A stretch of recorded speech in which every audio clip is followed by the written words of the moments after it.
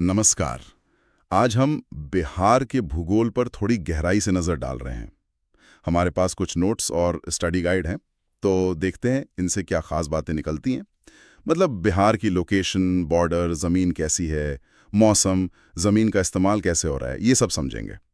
और शुरू करने के लिए एक मज़ेदार बात, क्या आपको पता है कि बिहार का नक्शा देखें तो वो करीब करीब एक आयत जैसा, रेक्टेंगल जैसा लगता है। हाँ, ये काफी इंटरेस्टिंग ऑब्जर्वेशन है। और ये पूरा राज्य कर्क रेखा के थोड़ा उत्तर में पड़ता है। तो चलिए इसी तरह की और बातें जानते हैं। बिहार असल में मतलब भारत के नक्शे पर कहाँ फिट होता है, इसकी लोकेशन क्या है? हाँ, तो लोकेशन की बात करें तो ये भारत के पूर्वी हिस्से में पड़ता है। अगर अक्षांश और देशांतर के हिसाब से देखें जी। तो ये 24 डिग्री 20 मिनट से लेकर 27 डिग्री 31 मिनट उत्तरी अक्षांश और 83 डिग्री 19 मिनट से 88 डिग्री 17 मिनट पूर्वी देशांतर के बीच है। मतलब बिल्कुल पूर्वी भारत में। ओके, और साइज के हिसाब से? साइज में इसका कुल एरिया करीब 94,163 वर्ग किलोमीटर है। अच्छा। तो इस हिसाब से ये भारत का 13वां सबसे बड़ा राज्य बनता है एरिया वाइज। और इसकी लंबाई चौड़ाई का क्या हिसाब है? नोट्स में था कि ये उत्तर से दक्षिण थोड़ा कम लंबा है, पूर्व से पश्चिम ज्यादा चौड़ा है। हाँ, बिल्कुल। उत्तर से दक्षिण इसकी लंबाई है करीब 345 किलोमीटर और पूरब से पश्चिम चौड़ाई थोड़ी ज्यादा 483 किलोमीटर है। तो लंबाई से ज्यादा चौड़ाई है इसकी। और समुद्र तल से ऊंचाई बहुत ज्यादा ऊंचाई पे तो नहीं है? नहीं, ज्यादा नहीं। औसतन ऊंचाई करीब 173 फीट ही है। मतलब मैदानी इलाका ज्यादा है। ठीक है। अब जरा इसके पड़ोसियों की बात करते हैं। सीमाएं किस किस से लगती हैं? देखिए, उत्तर में तो नेपाल है, एक अंतर्राष्ट्रीय सीमा है हमारी। हाँ, ये महत्वपूर्ण है। कितने जिलों से? ये बिहार के 7 जिलों को छूती है। 7 जिले नेपाल बॉर्डर पर। ओके, और बाकी तरफ? दक्षिण में झारखंड है, उससे भी 7 जिले लगते हैं। पूरब में पश्चिम बंगाल है, उससे 3 जिले। और पश्चिम में है उत्तर प्रदेश, जिससे सबसे ज्यादा 8 जिले लगते हैं। 8 जिले यूपी से। ये सबसे ज्यादा है। इसका शायद व्यापार और संस्कृति पर भी असर पड़ता होगा, है ना? बिल्कुल। जब सीमा इतनी लंबी हो तो जाहिर है लोगों का आना जाना, व्यापार, सांस्कृतिक मेल जोल, ये सब ज्यादा होता ही है। हाँ, स्वाभाविक है। और नोट्स में सबसे दक्षिणी और उत्तरी जिलों का भी जिक्र था। जी, सबसे दक्षिणी जिले हैं गया और जमुई, और सबसे उत्तर में पड़ता है पश्चिमी चंपारण। पश्चिमी चंपारण। हाँ, ठीक है। तो ये तो हुई बाहरी बनावट और सीमाओं की बात। अब जरा जमीन के अंदर झांकते हैं। यहाँ की चट्टानें, मतलब जियोलॉजी क्या कहती है? 3 तरह की चट्टानों का जिक्र है। हाँ, बिल्कुल। 3 मुख्य तरह की चट्टानें मिलती हैं यहाँ। सबसे पुरानी है धारवाड़ चट्टानें। धारवाड़, ये काफी पुरानी मानी जाती है ना? जी, ये प्री कैम्ब्रियन युग की है, मतलब धरती के शुरुआती दौर की। ये दक्षिण पूर्वी बिहार में मिलती हैं, जैसे जमुई, नवादा, मुंगेर के इलाकों में। इनमें स्लेट, क्वार्ट्जाइट जैसी चट्टानें होती हैं। अच्छा, और दूसरी? दूसरी है टर्शियरी चट्टानें। ये हिमालय बनने के समय की हैं। ये मिलती हैं चंपारण क्षेत्र में, मतलब उत्तर पश्चिम में। ओके, हिमालय से जुड़ी हुई। और तीसरी? तीसरी है विंध्यन समूह की चट्टानें।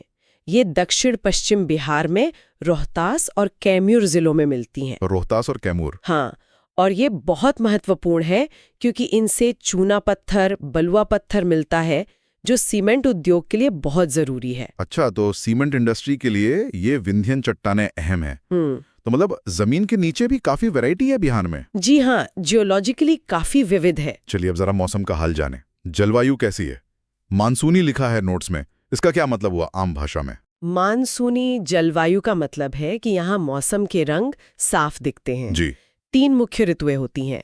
गर्मी, जो काफी तेज पड़ती है, फिर बारिश का मौसम यानी मानसून, और उसके बाद सर्दी। और गर्मी, सर्दी या बारिश में कोई खास पैटर्न, जैसे कहीं ज्यादा गर्मी, कहीं ज्यादा बारिश? हाँ, बिल्कुल। नोट्स में भी है कि गया जिला सबसे गर्म रहता है। हाँ, गया सबसे गर्म। जी, और बारिश सबसे ज्यादा होती है किशनगंज में, शायद इसलिए कि वो बंगाल की खाड़ी के ज्यादा करीब है और पूर्वी हिस्सा है। अच्छा, तो पूर्वी बिहार में नमी ज्यादा रहती है पश्चिमी बिहार के मुकाबले? हाँ, ऐसा कह सकते हैं। पूर्वी भाग थोड़ा ज्यादा आर्द्र रहता है और पूरे राज्य की औसत सालाना बारिश देखें तो करीब 112 सेंटीमीटर होती है। 112 सेंटीमीटर, ठीक है। अब आते हैं जमीन के इस्तेमाल पर। लैंड यूज पैटर्न 2015 की वन सर्वे रिपोर्ट के कुछ आंकड़े थे, वो काफी ध्यान खींचने वाले हैं। हाँ, वो आंकड़े वाकई सोचने पर मजबूर करते हैं। रिपोर्ट बताती है कि बिहार की 60% से ज्यादा जमीन पर खेती होती है, नेट सोन एरिया जिसे कहते हैं। 60% से ज्यादा, ये तो बहुत ज्यादा है। जी, ये दिखाता है कि बिहार की अर्थव्यवस्था और लोगों की आजीविका कितनी ज्यादा कृषि पर निर्भर है। लेकिन इसका दूसरा पहलू भी है शायद। हाँ, वही दूसरा पहलू है। कुल वन क्षेत्र मतलब टोटल फॉरेस्ट कवर सिर्फ 7.74% है। बस 7.74%, 60% खेती और करीब 7.25% जंगल। यह अनुपात तो वाकई चिंताजनक लगता है। बिल्कुल, ये एक बड़ा इम्बैलेंस है। इसका असर पर्यावरण पर, मिट्टी पर, पानी पर पड़ता ही है। और शायद बाढ़ की समस्या से भी इसका कोई कनेक्शन हो। नोट्स में बाढ़ प्रभावित क्षेत्र का भी जिक्र था। हाँ, बिल्कुल कनेक्शन है। कम जंगल का मतलब है पानी का बहाव तेज होना, मिट्टी का कटाव ज्यादा होना, और बिहार का एक बहुत बड़ा इलाका करीब 64.41 लाख हेक्टेयर बाढ़ प्रवण क्षेत्र में आता है। 64 लाख हेक्टेयर, ये तो बहुत बड़ा एरिया है। जी, हर साल बाढ़ एक बड़ी चुनौती बनकर आती है यहाँ। ये यहाँ की एक अहम भौगोलिक सच्चाई है। और इन सब के बीच गंगा नदी का क्या रोल है बिहार में? गंगा नदी तो बिहार की जीवन रेखा है। वो राज्य के लगभग बीचों बीच से बहती है, उसे उत्तरी और दक्षिणी मैदानों में बांटती हुई। अच्छा, वो विभाजन रेखा की तरह है। हाँ, एक तरह से।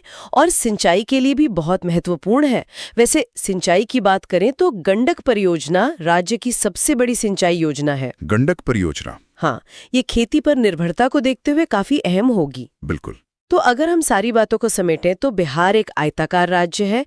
कर्क रेखा के उत्तर में मौसम मानसूनी है, जमीन के नीचे अलग अलग तरह की चट्टानें हैं, उत्तर में नेपाल है, बाकी तरफ भारतीय राज्य। सही। गंगा नदी इसे दो हिस्सों में बांटती है। खेती मुख्य आधार है, पर जंगल काफी कम है, और बाढ़ एक बड़ी लगातार बनी रहने वाली चुनौती है। बिल्कुल सही सारांश है। ये स्रोत बिहार की भौगोलिक पहचान की एक साफ तस्वीर पेश करते हैं। ती पर इतनी ज्यादा निर्भरता, जंगल का इतना कम होना, बाढ़ का इतना बड़ा खतरा, ये आने वाले समय में बिहार के विकास की दिशा, उसके संसाधनों के मैनेजमेंट और पर्यावरण से जुड़ी चुनौतियों से निपटने की रणनीतियों पर कैसे और कितना असर डालेंगी, ये एक बड़ा विचारणीय बिंदु है।